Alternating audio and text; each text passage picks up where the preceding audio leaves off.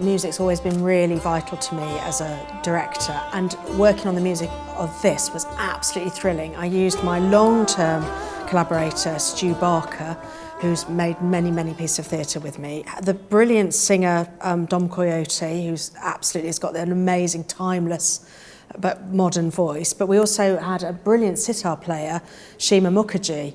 And we were working with an original score with some original shanties coming from the Lascars, so trying to get that sense of the working men, but also with the sitar going underneath it. And we also blended in some European hymns, because these poor ayahs were brought from India and then also sort of taught Christianity. My favourite moment was when they were, we did a sort of, didn't we have a Forgive Our Foolish Ways, which came back several times, but we did an Indian version of it where the British well-meaning sort of missionaries had taught them this hymn and they were all very obedient, and then they just brought all the Indian culture to it and smashed it up, and it was absolutely exhilarating. And then in fact we returned to some of those hymns later on, which was really interesting about assimilation, but the room was musically very alive.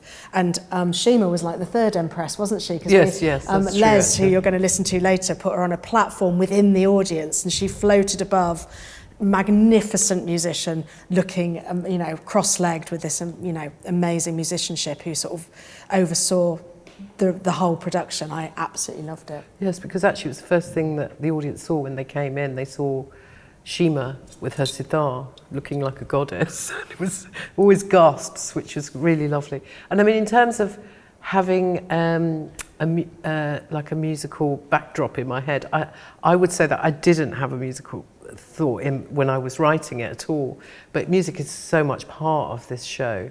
And actually what we did have is we had, apart from having me in the rehearsal room all the time, you had the composers there all the time. So they were actually composing whilst the actors were rehearsing. I'd never seen that before, and I just thought, how fantastic, having a musical score. Magic. And we had Japjit as well, Japjit Kaur, who's got this amazing Indian soprano, a voice like honey, you always say. So we had the most amazing elements in the room for the chemistry to happen. And also all the actors could actually sing.